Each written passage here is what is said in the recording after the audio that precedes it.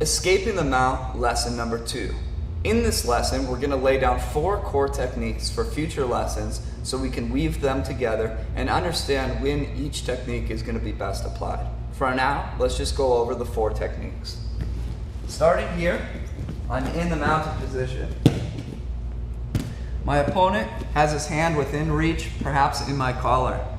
Now, I'm going to take my right hand and I'm going to cup right on his arm, like this, like a thumbless grip.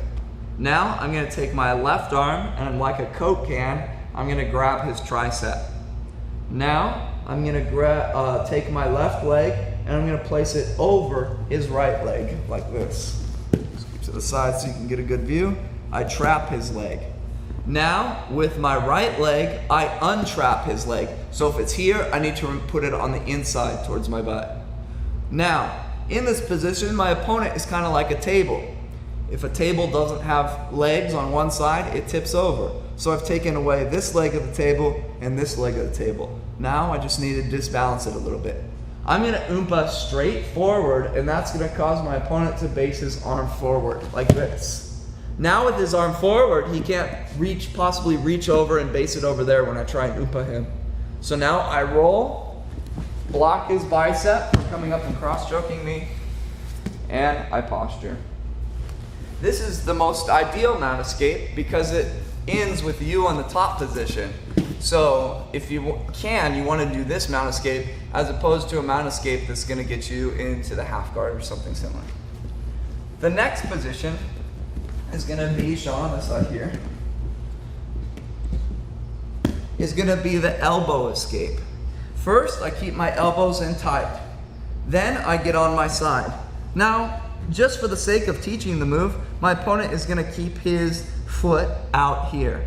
This is obviously bad for your opponent to do. It's bad mount technique. He wants to be crossing his big toes under your butt or keeping this not accessible, but just so we can learn the move. Because like I said, in the future lesson, we're going to learn how to manipulate our opponent into this position.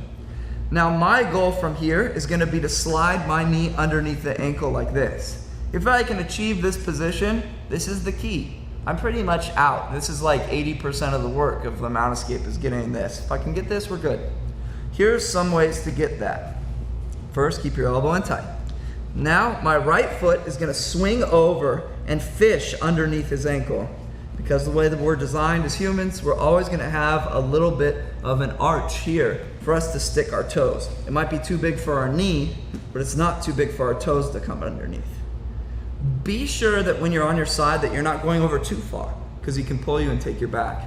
So there's a point of no return that you're going to fiddle with when you're training. Now I pick up his foot a little bit and I slide my knee underneath. Now my right leg is going to swing over his and secure it like this. And now it's going to act like a lever as I do the next step. I'm going to take my elbow and I'm going to push it in between my legs into the half guard as I do a hip escape, and my hips are going to switch directions like this. Push in between and switch to the other side. And now I've got the half guard position. This one's a pretty good escape too because, you know, if you mess it up, you're still in the half guard position at least.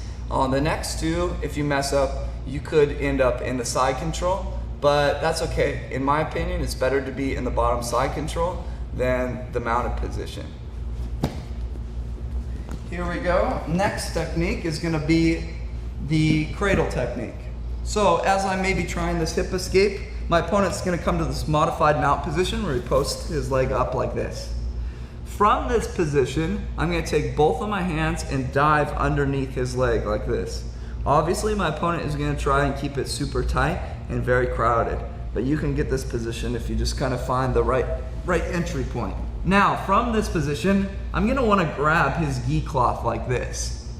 And I do that because I don't want him to be able to take his leg and swing it over my head and then come into the side control position. That's a very effective counter for this. And that's why, you know, like I said, you know, if the worst position you can end up in the last one, the elbow escape, is going to be the half guard position. Here he could potentially take the side control. So from here, I'm going to grip it so I keep his leg in place. You might need a strong grip to do this, but at least it's a little something to help prevent that. Now I cradle up, like in the fetal position. Now, with my escape loaded up, I'm gonna explode outward and come to a neutral knee on the knees position. Here, explode, come out, and maybe, initiate a scramble where you get the top position. I'm gonna show that one on the other side. This one's a little bit less common. Right here. So I begin my elbow escape and he comes to the mounted, the modified mount position. Both arms underneath. Don't get caught like right here. Shoot it all the way through and then cup. Now in the fetal position, my head also acts as a slight barrier for him swinging around his legs. Now I explode outward and extend my arms up and come out. Now, the last technique is probably the one I use most often because it's very effective when your opponent tries to enter the mounted position. When he's already established, it isn't as effective. So, from here, I'm gonna place my hands on his hips and I'm gonna lock out my arms like this. Now, the weakness of this escape is that it exposes your neck. So you never wanna do it if your opponent, has an arm underneath, because if I try this, I'm gonna get Ezekiel choked pretty easy. So make sure that he's pretty low and he hasn't quite got into the mounted position, hasn't established it yet. Now I'm gonna raise my hips. I'm gonna do a oompa. And with my arms locked out, as my hip lowers, my arms are still supporting his hips for a brief second. And I'm gonna turn my hips on the side and then try and secure a butterfly guard or a half guard. Now your opponent has the possibility of dismounting and coming to the side control position, but then you can start to work some hip escape and try and get out of the side control position. So from here, I oompa up.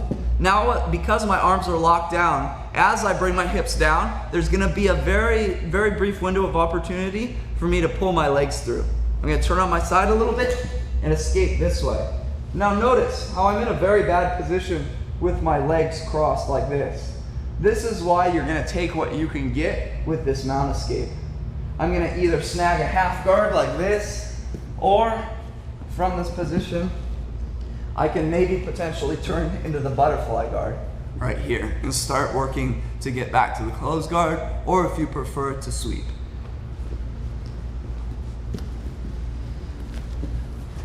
So this is more like an overview of the 4 techniques that we're going to use, and in the following lessons we're going to go and dive into deeper detail of each of these techniques and when they're going to be best used and how in the best combinations we can use them in concert with each other.